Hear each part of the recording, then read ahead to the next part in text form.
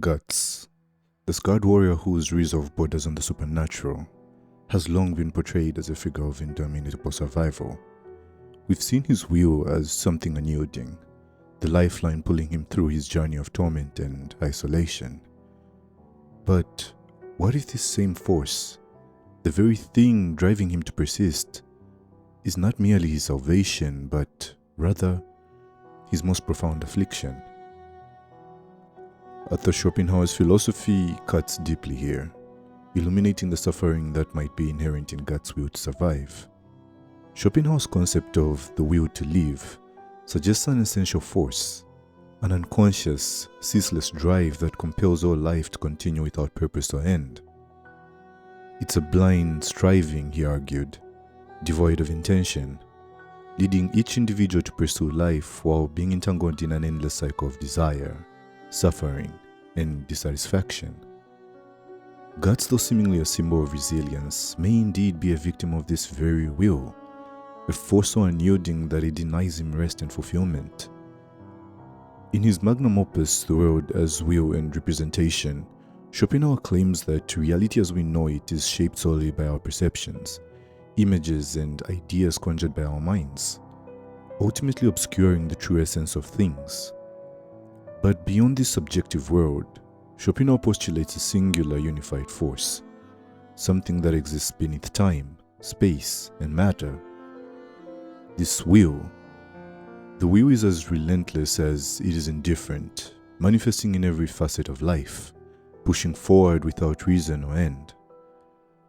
Guts, wielding his colossal sword, trudges forward much in the same way, propelled by a force that seems beyond his control, a force not solely his own. For Guts, survival isn't a choice. It is as if he's ensnared by an invisible hand, driven to fight against all odds, but never able to relinquish his suffering. And while we may be quick to perceive this persistence as heroism, it might just be a tormenting force. Schopenhauer wrote, "Human life must be some kind of mistake," as he viewed this ceaseless pursuit of survival not as a blessing but as a source of perpetual discontent. To Schopenhauer, the will is a curse we are bound to carry. It is not a conscious decision to keep moving, but an instinctual, unrelenting urge embedded within our very existence. For Guts, each battle, each scar, each step is a manifestation of this will to live. It commands him, but it doesn't reward him. Just as Schopenhauer viewed life's pleasures as fleeting, with happiness being a mere pause in an endless string of suffering, Guts finds himself unable to feel true peace.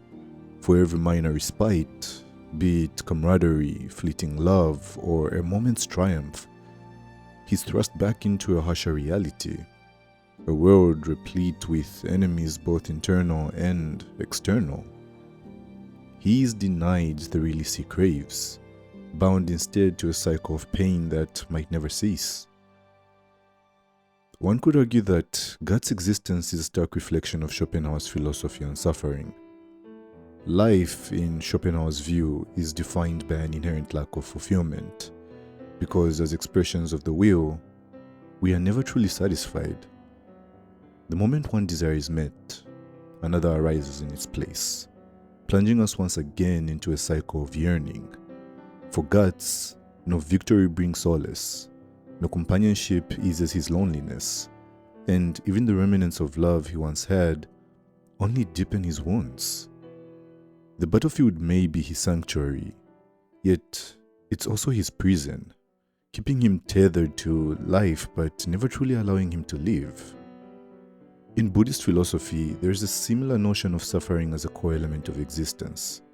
Schopenhauer, deeply influenced by Buddhist teachings, argued that renouncing desires could lead to a cessation of suffering. Yet, Guts is bound not by simple desires, but by an inextinguishable need to survive. His life is filled with enemies, betrayals, and bloodshed, a maelstrom of hardships that repeatedly compels him to fight. But unlike the Buddhist ideal of liberation, Guts cannot transcend this suffering. He embodies it. wielding his torment as if it were an extension of his very being. This relentless pursuit of survival, the very thing that characterizes Guts, can be seen as a tragic illusion, an endless loop where he is condemned to relieve suffering. It is absurd to look upon the enormous amount of pain that abounds everywhere in the world, Schopenhauer wrote, as serving no purpose at all. For Guts too, this pain serves no ultimate purpose. It's a consequence of his own will to live. Yet he is caught in its snare, condemned to repeat his suffering while he, like us, is deceived by fleeting moments of happiness into believing relief may come after his vengeance. There is a scene in Berserk where Guts, surrounded by darkness and consumed by anger, questions whether his existence has any value.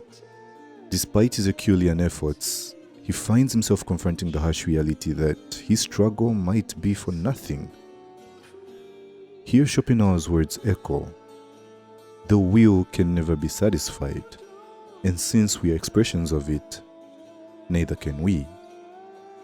God's strength, his endurance, his very identity, are all shackled to a force that only compels him to continue, leaving him devoid of peace or purpose. Even as he slays his enemies and endures unimaginable horrors, he remains haunted, yearning for an end that may never arrive.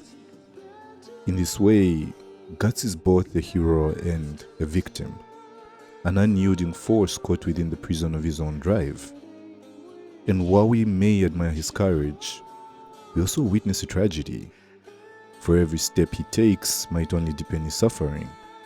His will, the very essence that defines him, becomes a double-edged sword, sustaining him while also trapping him in a cycle that will not let him rest. In the Golden Age arc, Guts begins to glimpse life beyond Griffith's dream, wondering if he could be more than a weapon forged solely for battle. Judo once confronted him about this, suggesting that Guts threw himself into conflict as a way to find purpose, revealing a Guts still in search of something meaningful, something beyond survival and violence. This version of Guts held a flickering desire for connection, camaraderie, and identity.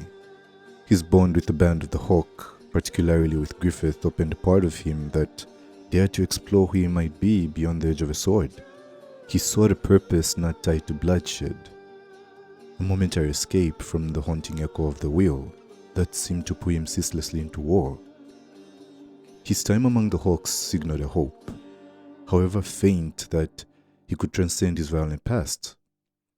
Yet, this hope would become a shackle in its own way, binding him to Griffith's ideals, compelling him to leave, and, tragically, marking him for the horrors to come. In his own words, "It's just my nature. I'd rather fight with my sword than run away. My memory of things is a bit unclear.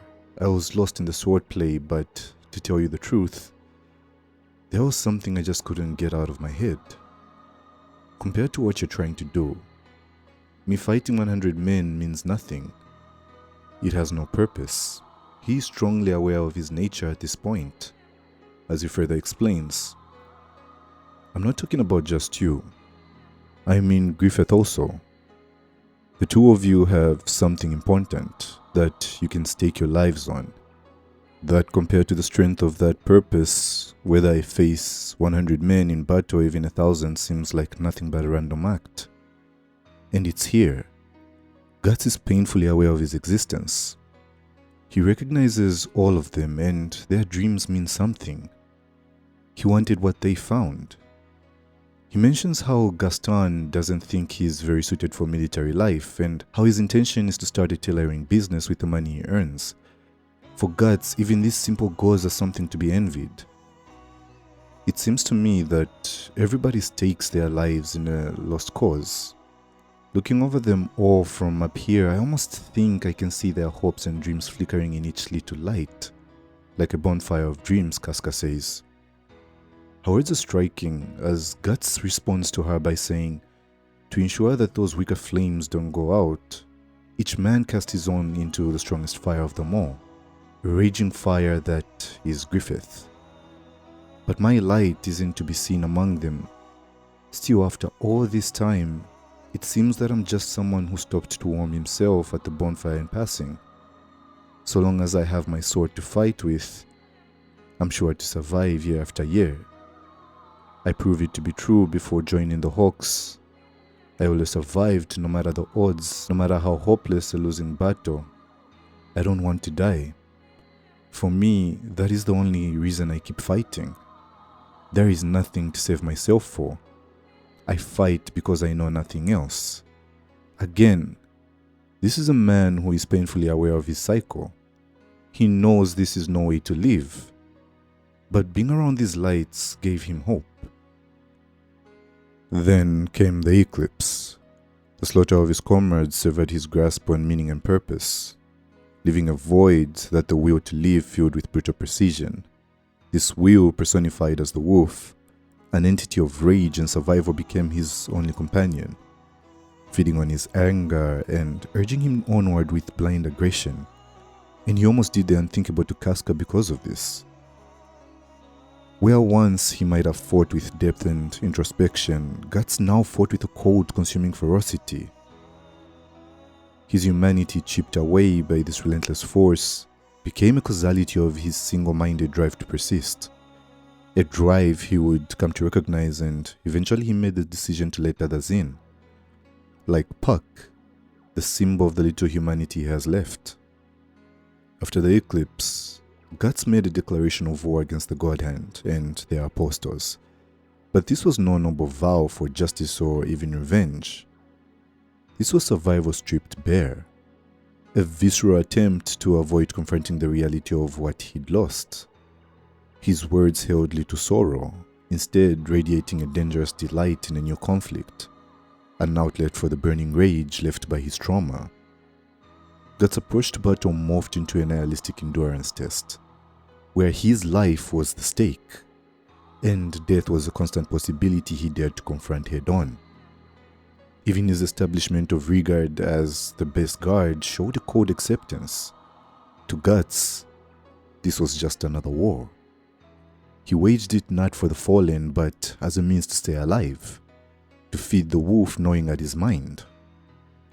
Schopenhauer would see in Guts the ultimate testament to his concept of the will, a being so consumed by a drive to survive that he forsakes meaning, even hope, becoming a vessel for rage that knows no end. The very will that compels him to fight now deprives him of the humanity he once sought. But this unbreakable will that Guts embodies, which binds him to unending suffering, could indeed be his greatest asset against the God Hand. In Berserk, the God Hand embodies something much darker, a manifestation of supernatural control and manipulation, gods of a twisted fate seeking to twist our existence to their will. Guts' own indomitable will, seemingly a tool of torment, becomes a paradoxical source of strength, precisely because it is indifferent to hope or despair. It's blind to everything but survival. This drive is so unyielding, so pure, that it cannot be swayed, shattered, or subsumed. Guts' resilience could be interpreted as a flaw in the God Hand's deterministic system. Schopenhauer's will to live, which would seemingly force Guts to submit to his suffering, here becomes a mirror to the God Hand's aim. This blind force, relentless and untamable, has no allegiances, no loyalties. It merely seeks continuity. For Guts, that continuity is survival, and in survival lies his challenge to fate itself. In the face of the God Hand's dark, calculated machinations, Guts' drive embodies a chaotic, unpredictable opposition. Unlike others marked by the brand of sacrifice, Guts resisted the doom the God Hand inflicted upon him.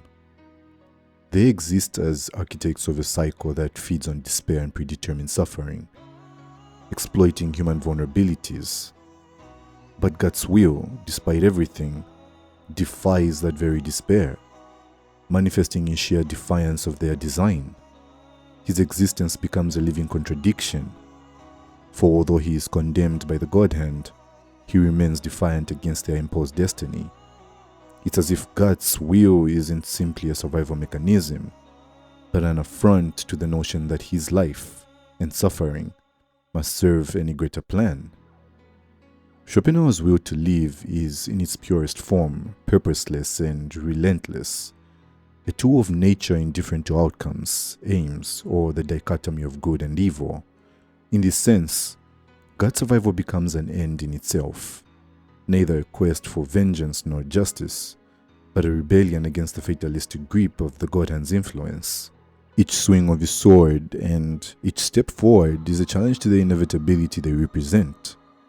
His resistance disrupts the God-Hand's order because he fights without a grand aim. He exists beyond what they can manipulate because he embodies survival stripped of purpose. Existence as raw defiance. As Guts pushes against this supernatural determinism, we see the contradiction deepen. His survival, driven by an unconscious will that does not require meaning, cannot be harnessed or controlled. His existence calls into question the very heart of the God-Hand's power, their ability to read causality, to orchestrate suffering for their gain. In doing so, Guts becomes an ultimate weapon against them, for he embodies something they cannot fully understand or anticipate. While others fall to despair, to the inevitability of destiny, Guts stands resolute. He is not merely a weapon forged by rage or vengeance. He is the product of an unyielding force that may indeed have the power to dismantle even the gods' illusions of control. The ultimate weapon against causality.